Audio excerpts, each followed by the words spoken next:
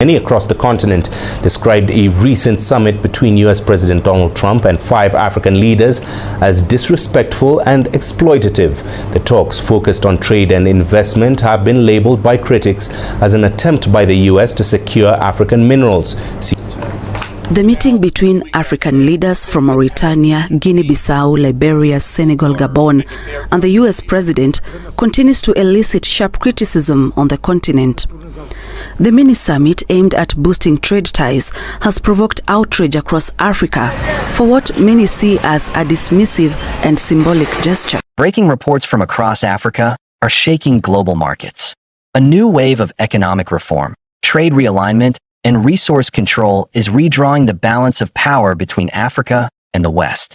Analysts are calling it the $40 trillion shift, a silent revolution that could redefine the world's supply chains for copper, cobalt, oil, gas, gold, and rare earth minerals.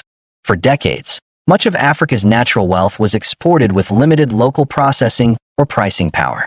Western and Asian industries built entire economies on Africa's raw materials, from electric vehicle batteries to global food and fuel. But that story is changing.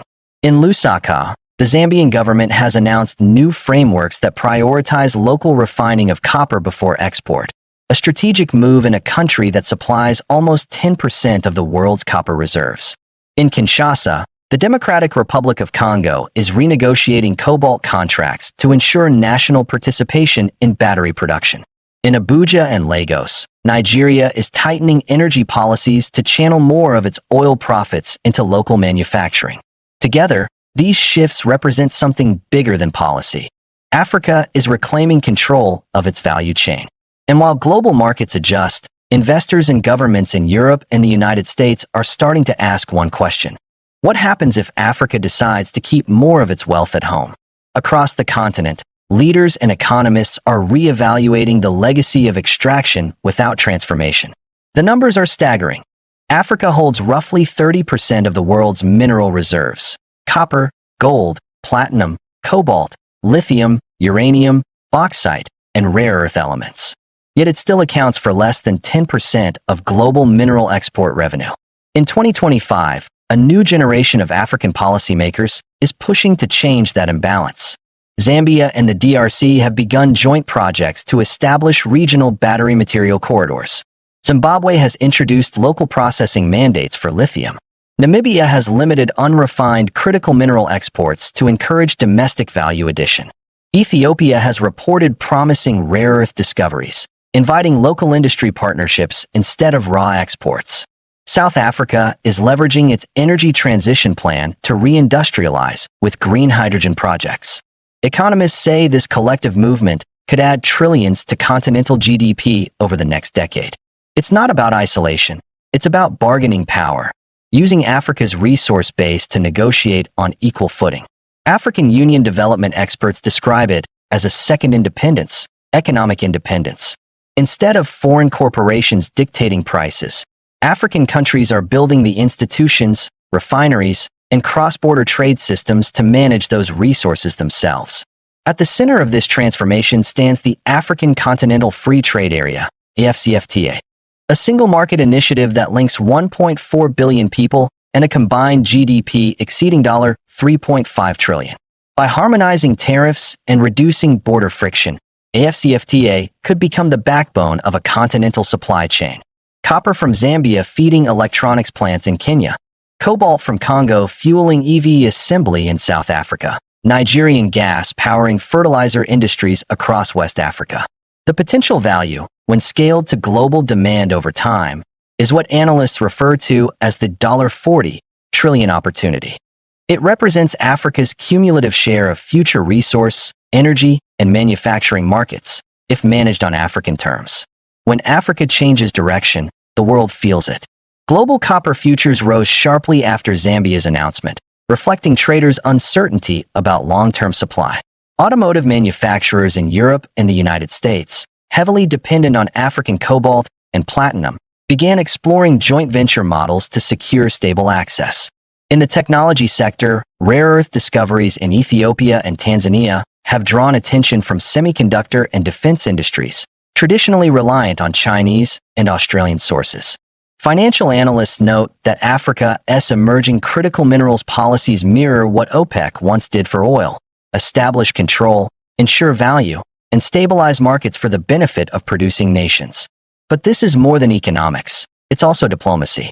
African leaders are engaging multilaterally through BRICS, the G20, and the African Union to position the continent as a coordinated trading bloc.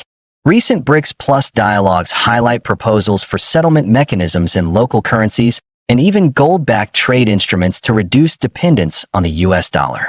For now, these are exploratory frameworks, but they signal intent. Africa wants fair terms, not confrontation.